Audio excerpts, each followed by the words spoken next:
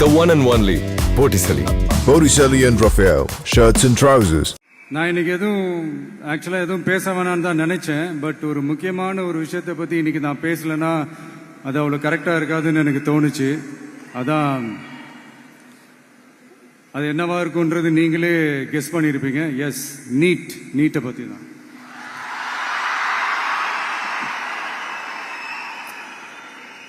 இந்த நீட்ன்றது பார்த்தீங்கன்னா நம்ம தமிழ்நாட்டில் இருக்கிற மாணவ மாணவிகள், குறிப்பாக கிராமப்புறத்தில் இருக்கிற ஏழை எளிய பிற்படுத்தப்பட்ட, மிகவும் பிற்படுத்தப்பட்ட மற்றும் தாழ்த்தப்பட்ட வகுப்பினை சேர்ந்த இந்த மாணவ மாணவிகள் எல்லாருமே ரொம்பவும் பாதிக்கப்படுறாங்கன்றது தான் ஒரு சத்தியமான ஒரு உண்மை.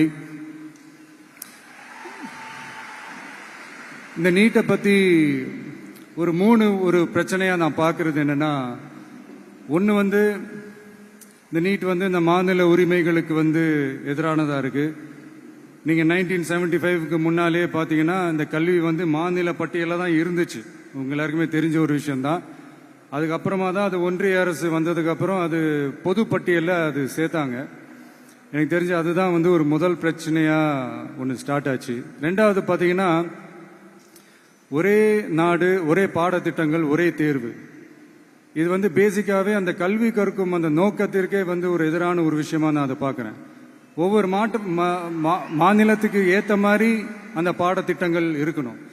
இது நான் மாநில உரிமைகளுக்காக மட்டுமே இதை நான் கேட்கல. நீங்க பாத்தீங்கன்னா அந்த கல்வி முறையில பல்வேறு கண்ணோட்டங்கள், பல்வேறு பார்வைகள், டிஃப்ரெண்ட் பெர்ஸ்பெக்டிவ்ஸ் ஒன்று சொல்லுவாங்க இல்லையா, அப்படி அதுக்கு ஒரு முக்கியத்துவம் கொடுக்கிற ஒரு விஷயமா அது இருக்கணும்ன்றதான் என்னுடைய பார்வை.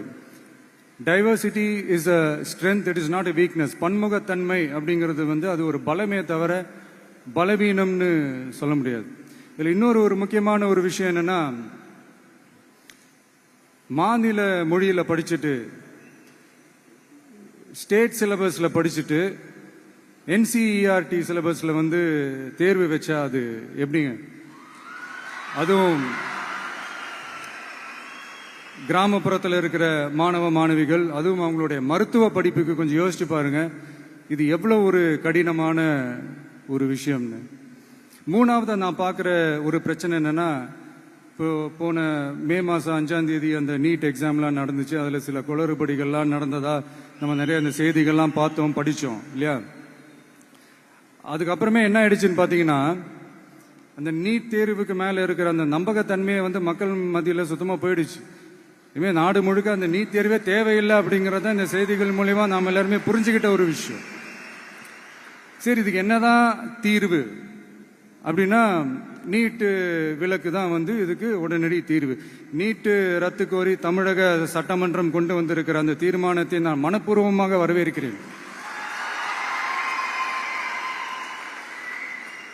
இதுக்கு அந்த ஒன்றிய அரசு அந்த கால தாமதம்லாம் எதுவும் செய்யாம தமிழ்நாட்டு மக்கள் அவங்களுடைய உணர்வுகளுக்கு மதிப்பு கொடுத்து இதை சீக்கிரமாவே இதை சால்வ் பண்ணணும் அப்படின்றதான் இங்க நான் கேட்டுக்கிறேன். சரி, ஓகே, இதுக்கு நிரந்தர தீர்வு தான் என்ன அப்படின்னா, அந்த கல்வி பொது பட்டியலிருந்து மாநில பட்டியலுக்கு கொண்டு வரணும். ஒருவேளை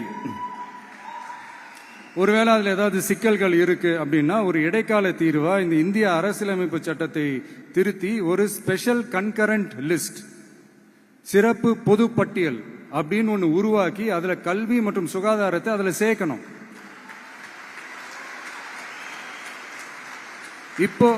இப்போ இருக்கிற அந்த பொது பட்டியல் என்ன ஒரு பிரச்சனை அப்படின்னா, நீங்க அந்த துறைகள்லாம் பாத்தீங்கன்னா மாநில அரசுகளுக்கு என்னதான் அதுல அதிகாரம் இருந்தாலும் அது முழுக்க முழுக்க ஒன்றிய அரசினுடைய கட்டுப்பாட்டில் தான் இருக்கு. அதனால மாநில அரசுகளுக்கு அந்த முழு சுதந்திரத்தை அது தரப்பட வேண்டும் அப்படின்றதான் இங்க என்னுடைய தாழ்மையான ஒரு வேண்டுகோள். ஒன்றிய அரசு அவங்களுடைய கட்டுப்பாட்டில் இருக்கிற ஒரு சில இந்த மெடிக்கல் காலேஜஸ்லாம் இருக்குல்ல, எய்ம்ஸ், ஜிப்மர், பிஜிஐ, இந்த மாதிரி நிறுவனங்களுக்கு வேணா அவங்க அந்த நீட் எக்ஸாம் நடத்தணும்னா நடத்திக்கலாம். பட் இங்க அந்த பிரச்சனை என்னன்னா, இது என்னுடைய ஒரு சஜஷன் தாங்க. இது நடக்குமா? உடனே நடக்காதுன்னு எனக்கு தெரியும். அப்படியே நடந்தாலும் அதை நடக்க விட மாட்டாங்கன்னு எனக்கு தெரியும். அதனால இந்த சந்தர்ப்பத்தில் என்னோட சஜஷனை உங்ககிட்ட அதை நான் பகிர்ந்துக்கணும்னு ஆசைப்பட்டேன். இதுதான் என்னுடைய தனிப்பட்ட ஒரு கருத்து நீட்டை பற்றி. ஸோ மற்றபடி வேற ஒன்றும் இல்லை. வந்திருக்கிற என்னுடைய friends, learning is fun, education is celebration. ஜாலியாக படிங்க, ஸ்ட்ரெஸ் எல்லாம் எடுத்துக்காதீங்க. இந்த உலகம் ரொம்ப பெருசு, ரொம்ப ரொம்ப பெருசு. ஆப்பர்ச்சுனிட்டிஸ் அவ்வளோ இருக்கு, அவ்வளோ கொட்டி கிடக்கு. அதனால ஏதாவது ஒன்று ரெண்டு மிஸ் பண்ணாலும் எதுவும் ஃபீல் பண்ணிடாதீங்க. அப்படின்னா கடவுள் வந்து இன்னொரு பெரிய ஆப்பர்ச்சுனிட்டி உங்களுக்காக வச்சுட்டு காத்துக்கிட்டு இருக்கிறாருன்னு அர்த்தம். அது என்னன்னு தேடி கண்டுபிடிங்க. கான்பிடண்டா இருங்க, நல்லதே நடக்கும். வெற்றி நிச்சயம், வெற்றி நிச்சயம். மீண்டும் சந்திக்கும் வரை நன்றி, வணக்கம்.